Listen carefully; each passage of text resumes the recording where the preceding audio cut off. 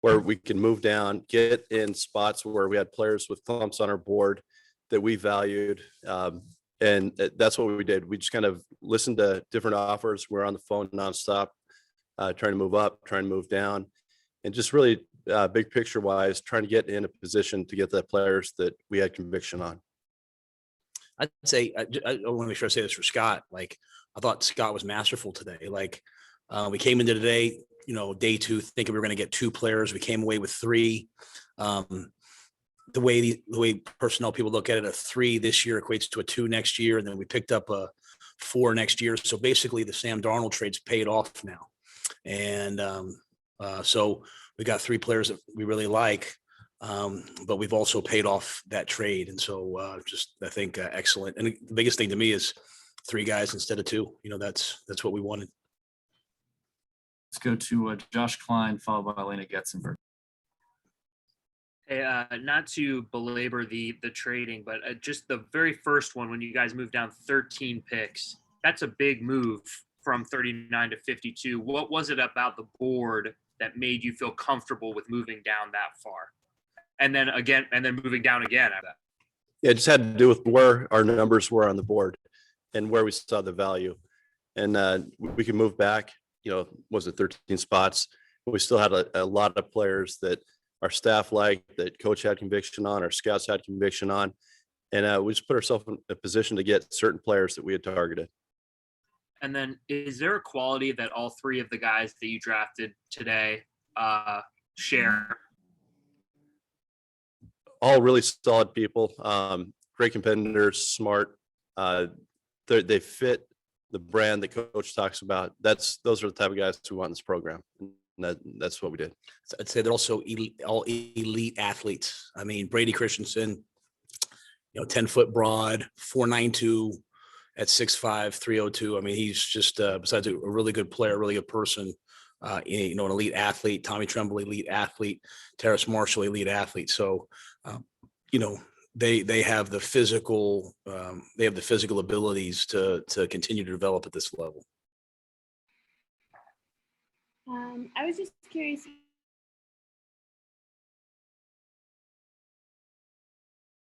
You want to get younger on offense, but was the goal today to kind of those offensive positions specifically?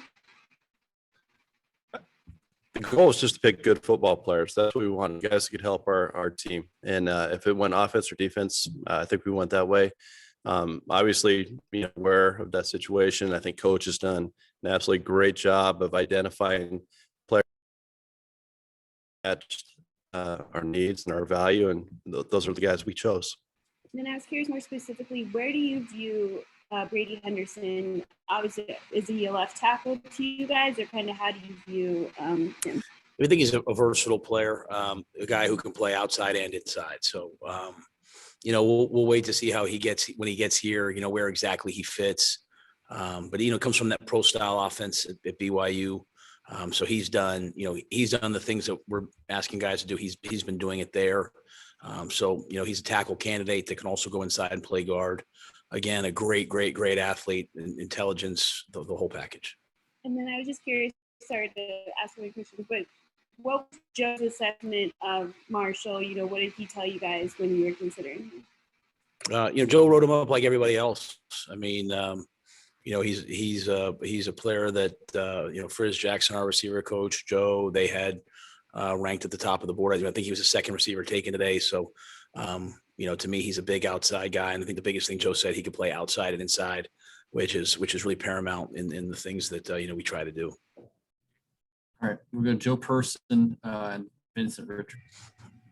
On Terrace, guys, how important were the medicals, and how confident were you that the knee and the leg are in good shape?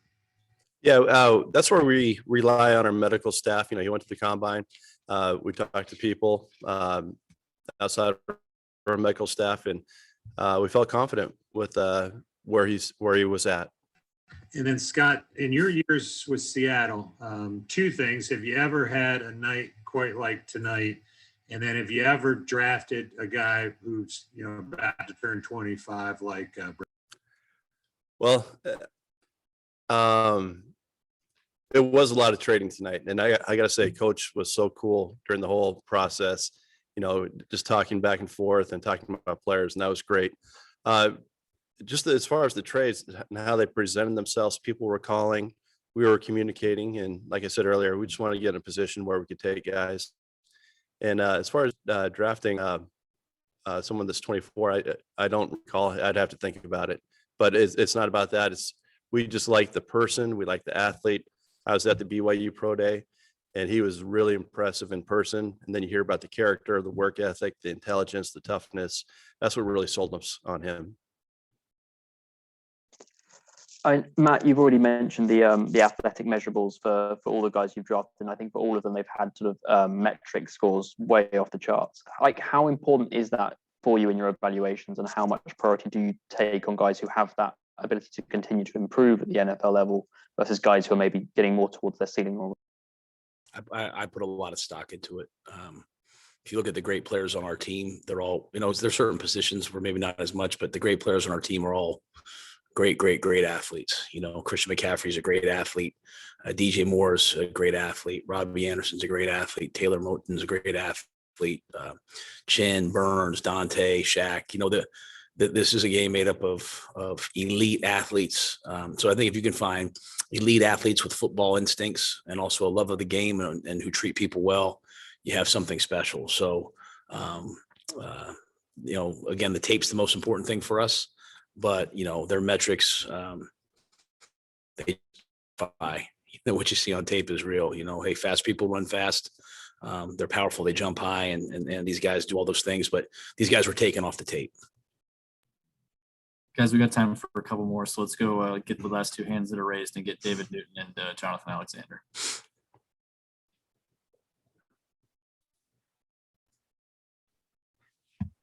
Yeah, go back to the trades. You guys talk about the collaborative effort you guys do. How did that work? Were you making most of the decisions, Scott, and were you just talking with Matt about that, or how did that work? No, Matt kept his eye on the board the whole time. He's looking at players that can fit us. He was throwing out ideas left and right, and he's got a great sense of how the draft works. I mean, he just knows personnel. He knows value. We have a lot of people in there. Samir Suleiman did a great job today. He got a little hectic at times because of so many trades, but he was very poised.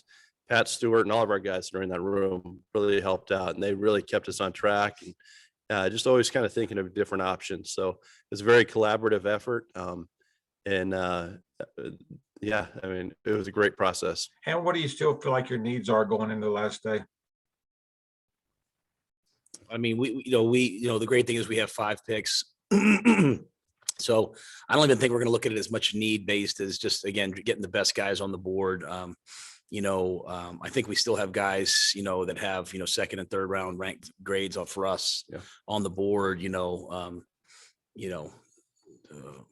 so I think we'll just, continue to take the best player possible within reason. I mean, we're not going to take something that we have too many of. I mean, Scott's, going to manage that, but I don't think it's any one position as much as it is just continue to try to assemble talent.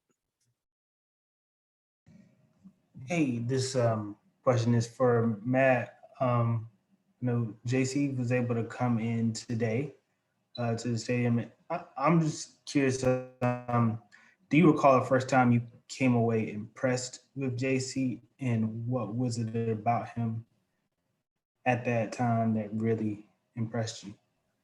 Today, or when I met him at the pro day, or the first time you either met him or saw him on film?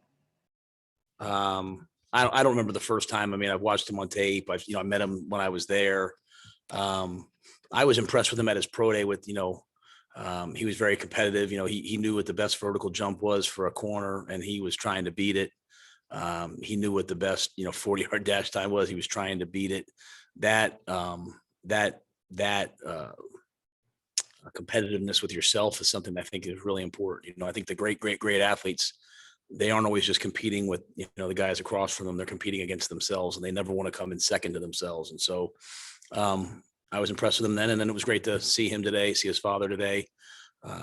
He came in dressed to be, dressed to come make this a business. This was a business move for him to come here and help bring a championship here. So it's great to see him, great to visit with him.